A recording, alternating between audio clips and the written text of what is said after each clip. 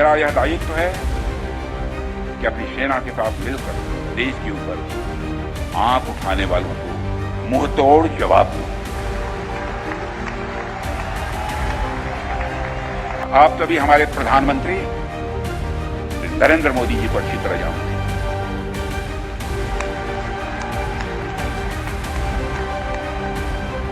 उनकी कार्यशैली से भी अच्छी तरह परिचित हैं, उनकी दृढ़ता से भी अच्छी तरह परिचित हैं।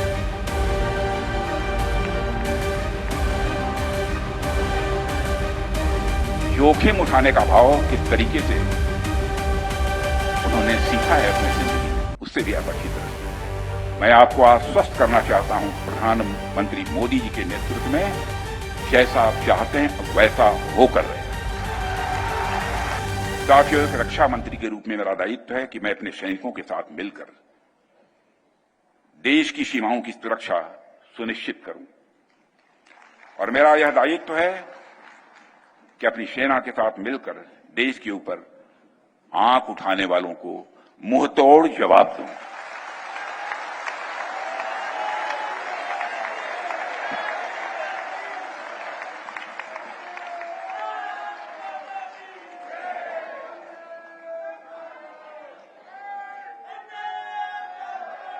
और आप सभी हमारे प्रधानमंत्री नरेंद्र मोदी जी को अच्छी तरह जानते हैं।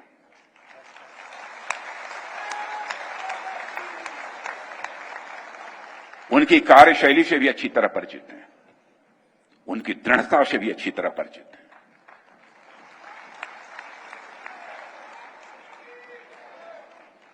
जोखिम उठाने का भाव किस तरीके से उन्होंने सीखा है अपने जिंदगी में, उससे भी आप अच्छी तरह समझते हैं। मैं आपको आश्वस्त करना चाहता हूं, प्रधानमंत्री मोदी जी के नेतृत्व में जैसा आप चाहते हैं वैसा होकर रहे।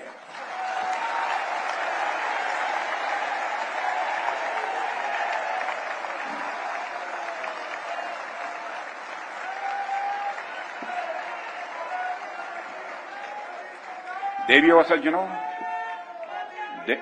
सज्जनों, जैसे हम सभी राष्ट्र के शरीर की रक्षा करते हैं, ठीक उसी प्रकार महाराज जी जैसे संत और अन्य संत भी जो हमारे बैठे हैं, वह राष्ट्र की आत्मा की रक्षा करते हैं। सुधांशु जी महाराज जैसे संतों ने हमें बताया और यह करके दिखाया कि राष्ट्र की आत्मा की रक्षा तभी संभव है जब हम सब अपनी संस्कृति, अपने मूल्यों और साथ ही अध्यात्म से जुड़े रहें, तभी संभव है।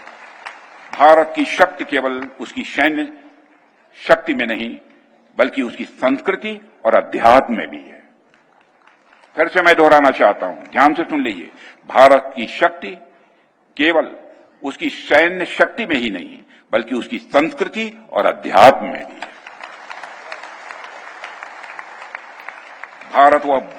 भारत वह भूमि है जहां पर वीर अर्जुन जैसे योद्धा हुए तो भगवान बुद्ध जैसे महायोगी भी हुए। भारत तो वह भूमि है जहां तलवार भी तपस्या से पवित्र होती है। भारत वह भूमि है जहां तलवार भी तपस्या से पवित्र होती है। भारत के इतिहास में ऐसी कथाएं बराबर आप लोगों ने सुनी होंगी, जहां ऋषियों ने अपने तप से, अपने ज्ञान से हमारे योद्धाओं को प्रेरणा दी है, उनका आत्मबल बढ़ाया है, उन्हें निर्भीक बनाया है, देश के लिए कुछ कर गुजरने का उनके अंदर एक भाव, एक जज्बा पैदा किया है। देवियों सज्जनों, भारतीय संस्कृत के इतिहास में अनेक ऐसे ऋषि और महर्षि हुए हैं जिन्होंने धर्म, संस्कृति और सत्य की रक्षा के लिए अपना सर्वस्व अर्पित कर दिया, यहां तक कि अपने प्राणों की आहूत तक दे डाली। आप सबने अनेक कथाएं सुनी होंगी। महर्षि दधीच का नाम सुना होगा।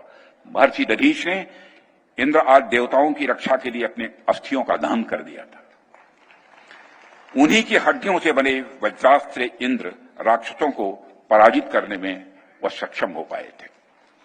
इसी तरह अनेक ऐसे ऋषि और मनीषी हुए हैं जिन्होंने खुद को केवल तपस्या तक ही सीमित नहीं रखा, बल्कि संस्कृत के उद्धार में भी अपना बहुत बड़ा योगदान दिया है। इन ऋषियों का जीवन हमें सिखाता है कि संस्कृत केवल पुस्तकों या परंपराओं में नहीं बसती है, संस्कृति इस देश की आत्मा में बसती है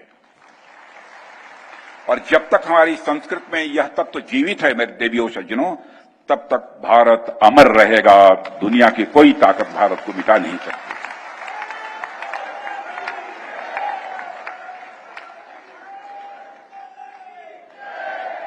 देवियों व सज्जनों, भारत के संतों की भूमिका, देवियों व सज्जनों, भारत के संतों की भूमिका समाज के हर क्षेत्र तक फैली हुई है। मैं जब यहां पर आ रहा था तो मैंने महाराज जी के द्वारा किए जा रहे कार्यों के बारे में कोई मुझे बतला रहा था। मुझे जानकर बेहद खुशी हुई है कि महाराज जी ने और उनके अनुयायियों ने आध्यात्मिकता की एक नई परिभाषा गढ़ी है। बड़े मन से यानी आध्यात्मिक भाव से अपने समाज के वंचित लोगों के उत्थान के लिए भी लगातार प्रयास किया है और आगे और बढ़ चढ़कर प्रयास करने जा रहे हैं। समाज के एक बड़े तबके तक शिक्षा और स्वास्थ्य सुविधाएं पहुंचाने की दिशा में आप जो महत्वपूर्ण कार्य कर रहे हैं और करने जा रहे हैं, उसकी जितनी भी सराहना की जाए वह कम है। देवियों सज्जनों, इस देश के संतों ने हमेशा ऐसी ही भूमिका निभाई है। इतिहास साक्षी है कि भारत के संतों ने केवल आध्यात्मिक उपदेश ही नहीं दिए हैं, बल्कि समाज सुधार, शिक्षा और राष्ट्रीय एकता की दिशा में भी बहुत ही अग्रणी भूमिका निभाई है। आप देखिए कि कैसे गुरु नानक देव ने लंगर की परंपरा शुरू की, कैसे गुरु नानक देव ने लंगर की परंपरा शुरू की और आज भी समानता और सेवा का संदेश यह देती है। कैसे संत कबीरदास जी ने जाति पात के भेदभाव को चुनौती दी और विश्व को मानवता का संदेश दिया। कैसे स्वामी विवेकानंद जी ने भारत के आध्यात्मिक ज्ञान को विश्व पटल पर स्थापित किया और युवाओं को कर्मयोग का मंत्र दिया। कैसे महात्मा गांधी ने अहिंसा और सत्याग्रह के माध्यम से स्वतंत्रता संग्राम का उन्होंने नेतृत्व किया। ठीक उसी प्रकार आज भी हमारे सुधांशु जी महाराज जैसे संत समाज में नैतिकता, आध्यात्मिकता, अनुशासन और राष्ट्र प्रेम की वे अलख जगा रहे हैं। देवियों सज्जनों, मुझे लगता है कि आज की युवा पीढ़ी को महाराज जी के जीवन और शिक्षाओं से बहुत कुछ सीखने की आवश्यकता है। जब आधुनिकता की अंधी दौड़ में हम जीवन मूल्यों को भूलने लगते हैं, तब महाराज जी जैसे एक संत की वाणी हमें रोकती है। जब आधुनिकता की अंधी दौड़ में हम जीवन मूल्यों को भूलने लगते हैं, तब महाराज जी जैसे संत की वाणी हमें रोकती है, टोकती है, चेताती है, आगाह करती है और ठहर कर कुछ सोचने को भी मजबूर कर देती है। साथियों, आप सब तो जानते ही हैं कि हमारे प्रधानमंत्री जी ने पूरे देश को 2047 तक एक विकसित राष्ट्र बनाने का लक्ष्य हम समस्त देशवासियों के समक्ष रखा है। स्वाभाविक है, यह लक्ष्य कोई छोटा लक्ष्य नहीं है, लेकिन आश्वस्त रहिए, यह लक्ष्य पूरा होकर रहेगा।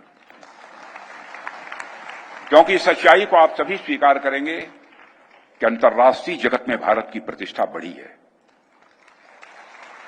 अंतर्राष्ट्रीय जगत में भारत का कद बढ़ा है।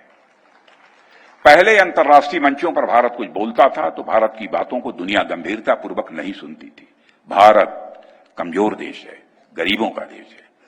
लेकिन आज भारत यदि अंतर्राष्ट्रीय मंचों पर कुछ बोलता है, सारी दुनिया कान खोलकर सुनती है भारत बोल क्या रहा है।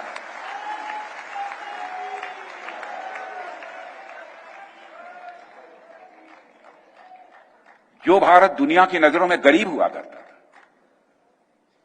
जो भारत दुनिया की नजरों में गरीब हुआ करता था, आज 2014 में जो हमारा भारत धन दौलत के मामले में दुनिया के देशों में 11वें स्थान पर खड़ा था, आज वह जंप लेकर 5वें स्थान पर आ गया। और सुन लीजिए, 2 साल समाप्त होते होते यानी 2027 आते आते हमारा भारत धन दौलत के मामले में दुनिया की टॉप 3 कंट्रीज में आकर खड़ा हो गया।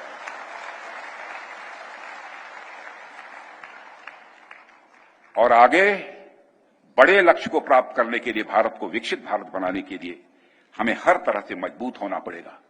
केवल आर्थिक दृष्टि से नहीं, सामाजिक, राजनीतिक और तकनीकी दृष्टि से भी हमें मजबूत होना होगा। हमें आर्थिक रूप से प्रगति करनी होगी, लेकिन साथ ही हम भारतवासियों को यह भी ध्यान रखना होगा कि सही मायने में हम एक विकसित राष्ट्र तभी होंगे जब हम आर्थिक के साथ साथ आध्यात्मिक और सांस्कृतिक रूप से भी हम सशक्त हों।